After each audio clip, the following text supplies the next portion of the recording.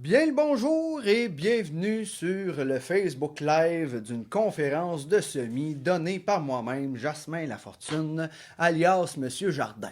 Là, on a dit qu'on commençait vers 10 heures, ça c'est dans 5 minutes. Fait que si tu vois l'enregistrement de cette vidéo-là, tu peux tout de suite passer à dans 5 minutes. Tu sais, là, on fait des tests de son, on fait des tests d'image. Marie-Kim, est-ce qu'il y a quelqu'un de connecté plus que moi? Il y a une personne? Deux personnes? Six personnes! Bon, ben ça commence, OK? Là, pour les 5 prochaines minutes, pour les personnes qui nous rejoignent, si ça vous tente de prendre un papier et un crayon, prendre un verre d'eau, puis vous asseoir confortablement, parce qu'on va en jaser quand même assez longtemps, puis on va approfondir le sujet. Puis, si vous voulez partager la vidéo à des groupes de jardinage auxquels vous adhérez sur Facebook ou votre cousin, votre frère, votre cousine, whatever, qui voudrait apprendre à faire des semis, ben, c'est le temps, allez-y, partagez la publication. J'aimerais ça, s'il vous plaît, si vous pouviez, quelqu'un me dire si, de un, l'image est bonne, on veut pas que ça lag, on veut pas que ça bloque, on veut que ça aille bien, là, tu sais, on veut tester la connexion, puis tester le son aussi. On veut, s'il y a quelqu'un qui peut m'écrire, de dire « Ah oui, oui, le son, il est bon », ça, j'aimerais bien ça. Là, le temps qu'on fasse nos tests, le temps qu'il soit 10 heures, le temps que le monde se connecte, je vais faire une petite chanson pour nous divertir. L'idée, c'est que on veut quand même que les gens aient le temps de se connecter. Là, on avait dit 10 heures, là, fait que on était un peu plus de bonne heure. Puis moi, une fois de temps en temps, je joue de la musique à mes heures. Fait que c'est le printemps, là. On va y aller avec une toune pour l'hiver. Tu sais, quand on va dans le sud en hiver, des fois.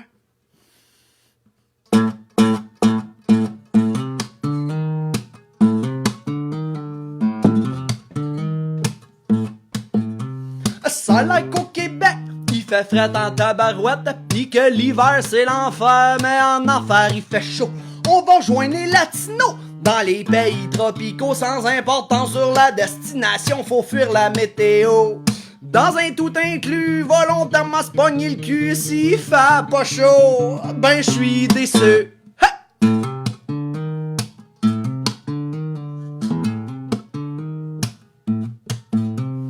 Blanc comme de la neige, ah ouais, il faut qu'on se dépêche, s'étendre sur une chaise pour mettre le cerveau à off.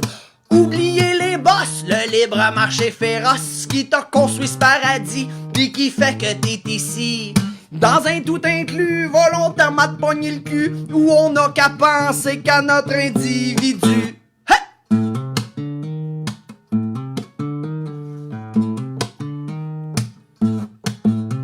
Hôtel paradisiaque avec des colorants dans le lac. Y'a ben des choses qui sont fake, mais pas les bikinis. On regarde à gauche puis à droite, de l'autre bord des omoplates. C'est bon pour ma libido, let's go Joe, j't'emmène dans mon lit. Pour un tout inclus, volontairement de pogner le cul. Ah, j'compte plus le nombre de fois que je suis venu. Oh!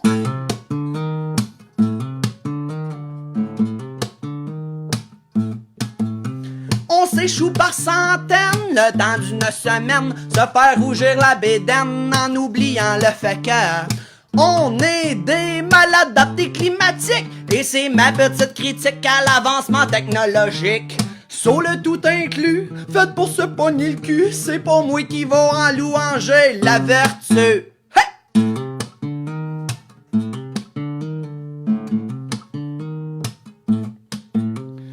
Malaise national envers la saison hivernale, ça fait partie de notre idéologie bancale. Tant et aussi longtemps frustré capitalistement, y'a ben des chances, moi si je fais quelques heures de vol pour m'enivrer de soleil et d'alcool. Pour un tout inclus, volontairement me pogner le cul, maudite boisson qu'on en a bu.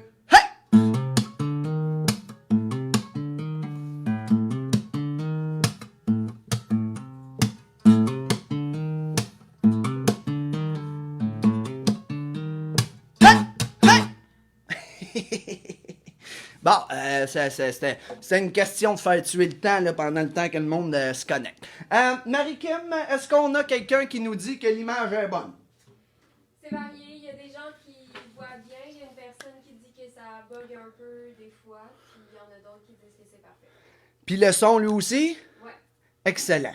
Évidemment, bon, on est dans le fond d'un rang, puis l'Internet haute vitesse tient plus nécessairement le terme de haute vitesse à comparer de ce qui se fait ailleurs. Je le dis comme ça, mais tu sais, même si on avait tout parfait, il va quand même avoir des gens qui vont avoir de la misère avec leur propre Internet chez eux. Mais s'il y a une couple de personnes qui ont dit que c'était correct, on va y aller avec ça. Merci énormément d'être là. On va commencer tranquillement. Sur le groupe Facebook de Jardinon, nous avons mis le PDF de la conférence. Donc, vous pouvez pratiquement enlever ma face puis mettre le PDF. On va suivre le PDF. C'est comme vous voulez ou bien vous préférez avoir deux écrans devant vous autres. Installez-vous comme vous le sentez. Mais on va tout simplement commencer, puis les gens, ils s'incluront tranquillement pas vite. Alors, je vais commencer avec un remerciement. Un remerciement à la municipalité de Saint-Félix-de-Valois. Parce que c'est eux qui vous offrent, à vous, gens de les Philisois, mais à tout le monde aussi que ça leur tente d'être là, ben c'est la municipalité Saint-Félix qui paye la conférence pour tout le monde aujourd'hui. Puis j'ai beaucoup, je les porte dans mon cœur, ok? L'équipe est super le fun, puis il y a beaucoup de volonté politique à Saint-Félix. J'y vais avec un petit article dans le journal qui m'avait bien frappé. On avait ça le 1er novembre 2017 dans le journal L'Action. C'était les élections municipales dans le temps. Puis on a Mme Boisjoli qui est là. Et je cite, la candidate envisage notamment l'implantation d'un projet pilote de jardin communautaire en collaboration avec les jeunes des écoles primaires et secondaires. En 2019, Saint-Félix était le plus grand projet d'implantation de jardins pédagogiques que la coop de solidarité Jardinon a eu. Fait que, chapeau, je suis toujours très heureux de voir une volonté politique de la sorte. C'est bien pour ça que j'ai gardé le petit article de journal quand je l'avais vu. Je me suis dit, wouhou! Enfin, il y a des politiciens qui le souhaitent vraiment. Alors oui. Stockage iPhone saturé, ça va-tu bugger ton affaire, ça? Il n'est pas supposé. Là, il faut comprendre, là, ça se pourrait qu'on s'enfarge d'un fil, ça se pourrait qu'il arrive des bugs avec ma propre machine. Là, tu me dis qu'il me dit qu'il y a le stockage saturé, fais rien qu'annuler. Fais gérer plus tard, on s'en fout. Ça devrait pas rendre... On nous dit ici les Féliciens. Les Féliciens, alright. Bonjour à vous, gang, et bonjour à vos enfants avec qui j'ai jardiné. Hein. Peut-être que vous avez entendu parler de moi sous le nom de Monsieur Jardin. Ben, c'est la façon qu'on me nomme quand que je jardine. Je me présente, Jasmin Lafortune, je suis originaire de Saint-Ambroise-de-Kildare, dans la Naudière, au Québec. Puis, ça fait quelques années maintenant que je me donne la job. Je me crée le travail de jardiner avec le plus de gens possible. Et pour ceux qui connaissent la Naudière, là, mettons, en 2019, j'ai jardiné avec 2000 personnes, de Saint-Michel-des-Saints jusqu'à Repentigny. Là-dessus, il y avait 1500 personnes entre la garderie et les camps de jour. Les 500 autres personnes, c'était soit des conférences un peu comme aujourd'hui, soit des clientèles plus vulnérables dans la rue, sécurité alimentaire, ces choses-là. Je jardine en groupe.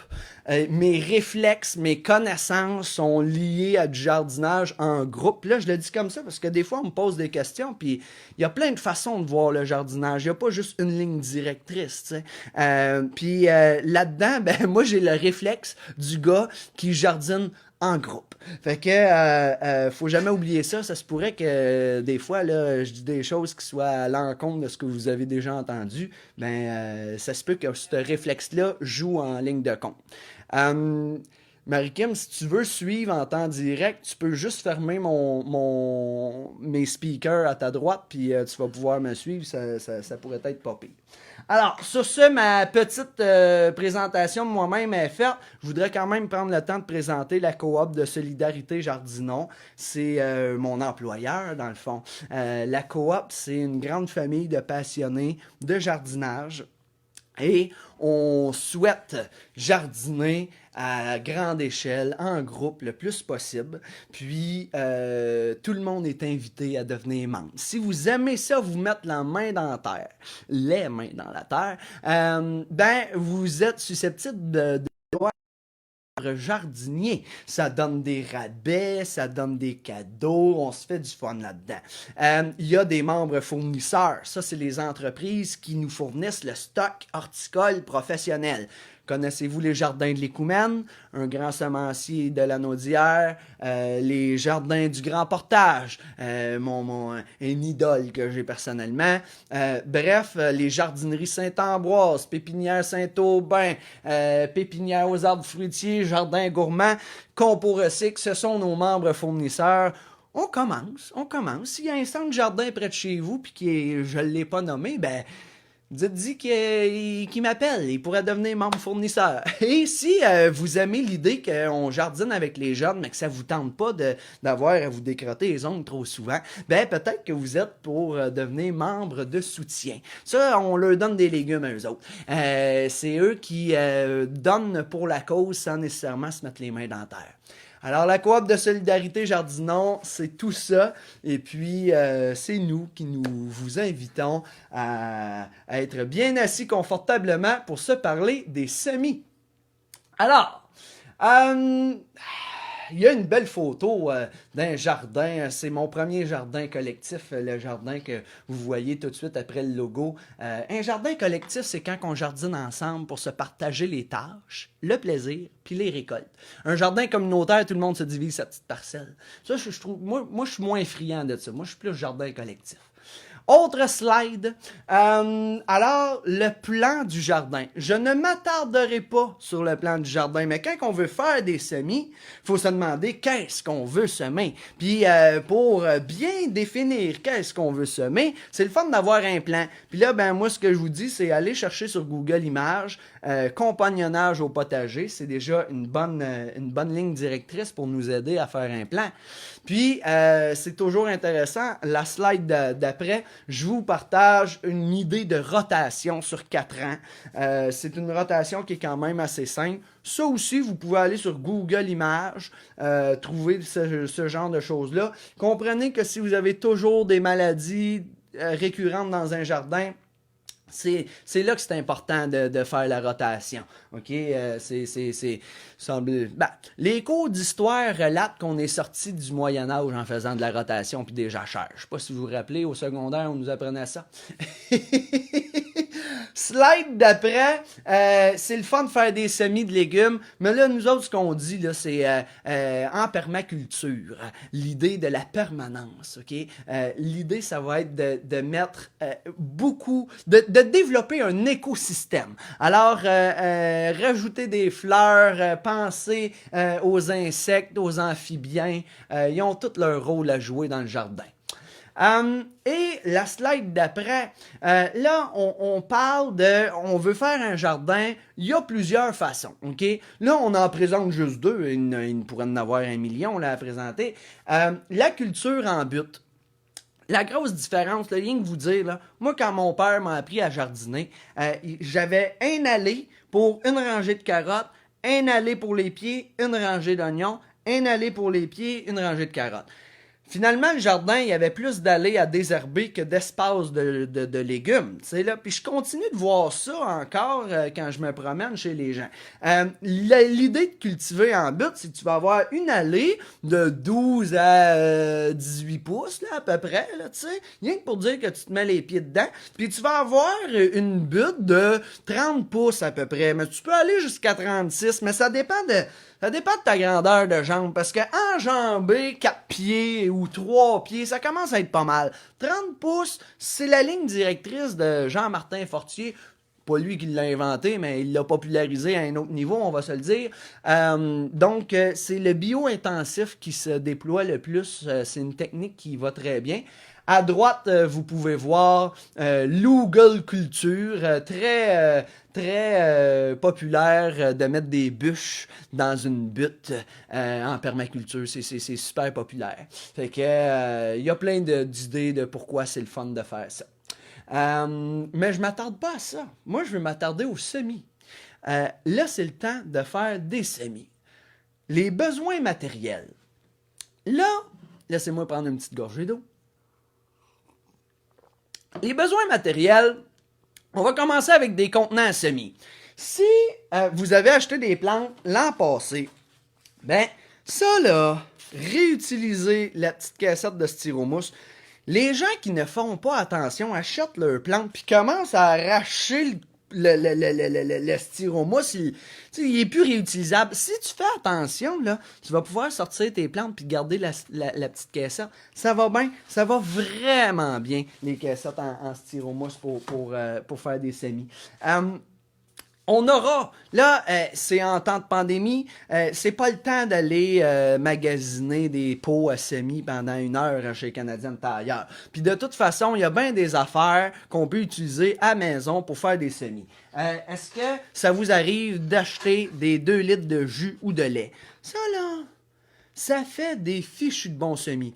Je vous explique. Quand que je vais faire mon démarrage de semis, je vais pouvoir le couper, puis tout simplement utiliser sur le sens du large, comme ça. Puis, quand que je viens qu'à faire mon repiquage, on va parler de repiquage plus tard, j'aime bien ça les mettre sur le sens de la hauteur, comme ça. Là-dedans, là, il peut y avoir 2 beaux gros plants de tomates qui poussent au repiquage, puis il y a un bon volume de terre pour avoir des belles grosses plantes. Il y a des gens qui vont utiliser des petites des caissettes d'œufs, des choses comme ça. L'important, c'est qu'il y ait un trou pour que l'eau s'en aille. Y a-t-il une question? Non. Ah, ok. Je pensais que tu me faisais signe. Si vous avez des questions, Marie-Kim est là pour faire le pont. Gênez-vous pas, hein, si vous en avez. Ah, 24 spectateurs! Ben, wouh! Hey, je suis super content. C'est vraiment le fun. Moi, puis c'est même pas de l'ironie, là. C'est vraiment vrai. Tu sais, des conférences, j'en donne plein, puis des fois, on est juste 4-5, là, tu sais. Mais de toute façon, c'est pas la quantité qui compte, c'est la qualité, OK? Je suis là pour vous donner des trucs, c'est semis, pour les entendre. Alors, on a nos caissettes. L'idée, là, comprenez bien, j'ai dit, il faut un trou pour drainer. Le principe est simple, OK? S'il n'y a pas de trou, l'eau, elle peut pas partir. Puis l'eau, elle va rester et elle va prendre la place de l'air. Si l'eau prend la place de l'air, il n'y a plus d'air pour les racines et les racines vont devenir asphyxiées. Et la plante n'aimera pas ça. Peut-être faire un rappel qu'il y a le PDF parce qu'il y a plusieurs gens qui se connectent. Ah, d'accord, certainement. À tous les nouveaux qui se connectent, on vous invite à aller voir dans le groupe Jardinon. Il y a le PDF, là. On est rendu aux besoins matériels. Je pense que c'est comme vous voulez, là. Moi, personnellement, je pense pas que ça soit ma face le plus important. Rien que de m'écouter d'un côté, d'une oreille, puis de regarder le PDF, ça sera... En tout cas, je ferais ça si j'étais à la maison en ce moment. Alors, il faut faire des trous pour bien drainer, c'est important. Après ça, si vous réutilisez vos caissettes année après année, c'est toujours pertinent de les nettoyer un petit brin.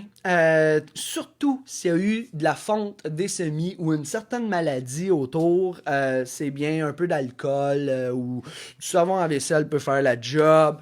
Quand il n'y en a pas de maladie, il n'y a pas eu de problème dans les semis, très honnêtement, c'est quand même... C'est le coin que je décide de couper rond. Mais quand il y a des maladies, ça n'est pas à tourner rond, ce coin-là.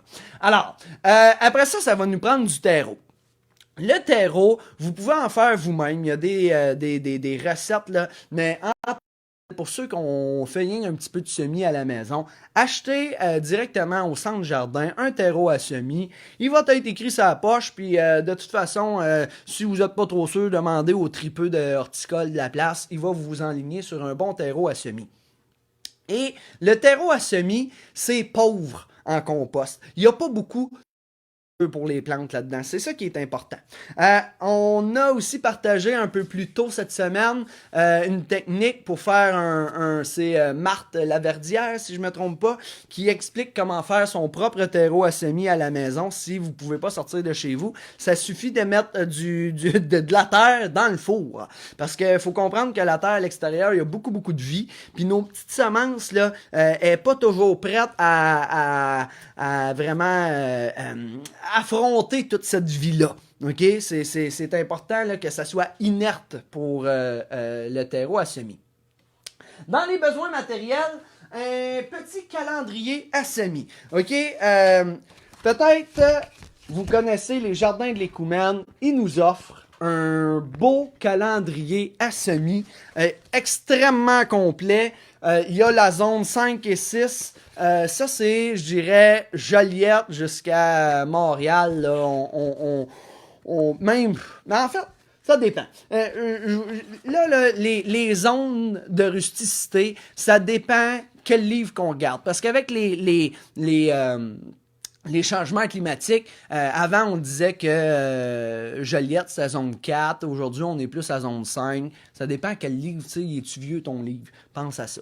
Mais en tant que tel, même utiliser un calendrier, faut jamais oublier que la nature, là, elle n'a pas été écrite sur un livre. Là. La nature, elle se dit pas, bon, qu'est-ce qu'ils ont dit qu'il fallait que je fasse? Là? Non, la nature, elle fait bien ce qu'elle veut. Puis, c'est pas un calendrier qui a... par exemple, on nous dit de partir les tomates au début avril. On peut partir des tomates de début mars jusqu'à une vingtaine d'avril, il n'y aura pas de problème. Ça va c'est pas figé dans le béton. Il faut avoir de la jugeote là-dedans. J'aime bien ça parce que ça l'aide à faire des beaux plans puis ça nous dit quand faire le repiquage et tout. Mais si vous commandez des semis, des semences du grand portage, des semences du portage, alors, ils vont vous envoyer un petit calendrier à semis bien simple. Ça, là, c'est comme tout l'essentiel tient là-dessus. Ce que l'Écoumène a mis 4 pages pour faire. Bref, ça, c'est juste l'essentiel, OK? Je vous explique, je vous le dis de vive voix. Alors, au 1er mars, on va partir les semis intérieurs de céleri rave, de poireaux, d'oignons et d'artichauts. Okay? C'est les premiers semis qu'on va starter. Ça va être le 1er mars. Vous pouvez en faire là, au mois de février et tout, mais ça va gérer les choses bien différemment. Plus de repiquage à faire par la suite. À la mi-mars, un premier semis de laitue, si vous êtes précoce sur la chose. Des céleris, les aubergines, les poivrons, les piments. Okay? C'est ce qu'on fait à la mi-mars. Début avril, les tomates, les cerises de terre, les herbes aromatiques, là, les fines herbes et tout, ainsi que la plupart des fleurs. Là, on ne peut pas s'attarder tout en détail. Dites-vous bien que sur le sachet, souvent, il va être inscrit quand les partir. Okay? Fait que si vous n'êtes pas sûr, avant de l'écrire dans les commentaires, allez voir sur votre sachet. S'il n'est pas écrit tout d'un coup. À la mi-avril, les choux pommés, les choux de Bruxelles, puis un deuxième semis de laitue. 15 avril, il est encore le temps de partir des tomates, là, faites-vous-en pas. Début mai, melon, brocoli, chou-fleur, cosmos, tournesol. Là, quand il est écrit melon, là, faut comprendre quelque chose. C'est toute la famille des cucurbitacées. Alors, courge, courgette, concombre, melon, cucurbitacées, vous voyez l'idée là? Tout ça là, c'est à partir début mai. Quand on démarre ça trop tôt, ça, s'il y a bien quelque chose que j'ai jamais vu de réussi quand on les part trop tôt, c'est ça. Mais là, On a quelqu'un, un membre de la coop, qui m'a appelé, qui m'a dit que ses courses étaient déjà startées. J'ai essayé de l'aligner le mieux possible pour réussir, peut-être même à faire la pollinisation lui-même, pour essayer de faire quelque chose. On va voir. Je dis pas que c'est pas faisable, là. J'y souhaite que ça marche. Mais c'est vraiment une plante qui aura pas de repiquage. Je vous explique plus tard. Et après ça, on peut faire des semis intérieurs de laitue à l'intérieur si on veut faire des rotations de culture et tout, s'assurer qu'il y ait jamais un espace de perdu dans notre jardin. On peut quand même partir des semis à l'intérieur de laitue à la mi-juin. Ça, c'est pour les semis intérieurs. Il faut comprendre qu'on va transplanter au jardin après les risques de gel. Ça, il faut suivre la pleine lune, soit des fois fin mai, des fois début juin, cette année à début juin. On va aller regarder la pleine lune 2-3 jours avant, 2-3 jours après. C'est des moments cruciaux où est-ce que, quand c'est la pleine lune, il y a plus de risques qu'il fasse froid. Alors, s'il y a des nuages, ça ne gèlera pas, là, c'est comme si on avait une couverture là, sur la planète, puis ça va bien. Mais s'il n'y a pas de nuages, c'est des moments de par les astres qui font en sorte que c'est plus froid. Et vous remarquerez ça, c'est important pour quand est-ce que vous allez transplanter au jardin. Donc, ça va vous prendre un calendrier de semis, c'est vraiment le fun à avoir. Dans les autres besoins matériels, ça va vous prendre des crayons, puis des bonnes façons d'écrire. Là, je dis des crayons, des bâtons popsicles, c'est ça qui est écrit. Sinon, là, moi, encore là, quand que j'achète des plantes, puis qu'en arrière de mes plantes, le petite étiquette en plastique est blanc, ben je le garde, puis je me dis, l'an prochain, je vais l'écrire, ça peut être bon longtemps, là. Vous comprendrez que j'aime le recyclage. C'est mon effort environnemental dans la chose. L'idée, ça là, l'erreur du débutant, c'est de ne pas inscrire quel plan et quelle génétique. Par exemple, ok, je pense que beaucoup de gens l'ont fait et je m'inclus là-dedans. Je commence, je fais des semis, je me dis, j'aurais de la place à peu près pour 10 plants de tomates, j'en voudrais 3 de cerises, 3 de italiennes, 3 conventionnelles, puis j'en veux 1 de pêche blanche, parce que je peux pas passer une année de ma vie sans manger des tomates pêche blanche. Fait que là, j'ai mes 10 plants de tomates. Mais là, évidemment, on va en partir un peu plus. Puis là, je me retrouve que j'ai 20 semis qui ont poussé. Je sais que c'est 20 semis de tomates, là. Mais là, je me dis, ceux-là, c'est mes plants de tomates cerises. Puis là, je fais le repiquage, puis je me dis, ben non, j'ai pas besoin de l'écrire sur l'étiquette ou de l'écrire sur le pot ou quoi que ce soit. Je vais les mettre, là, dans le coin de ma table. Ça va être mes tomates italiennes. Ça va être mes tomates cerises. À tout coup, à chaque fois, je me suis dit, je vais m'en rappeler ceux-là. T'arrives dehors, là, la journée que tu transplantes, là. Puis là, tu te dis, coudonc, par exemple, j'ai 20 plants qui seraient beaux, mais là, c'est lequel qui est de la tomate cerise, c'est lequel qui est la tomate italienne? Ben, l'erreur du débutant de ne pas inscrire sur une étiquette ou sur le pot, parce qu'on peut aussi l'écrire ici, là, tu sais, là, puis on le biffe pour l'année prochaine s'il y a quoi que ce soit. Mais l'erreur du débutant fait en sorte que tu arrives, puis finalement, tu as planté 10 plants de tomates cerises, puis tu n'as pas de tomates italiennes, puis oublie tes sauces, là, tu pourras rien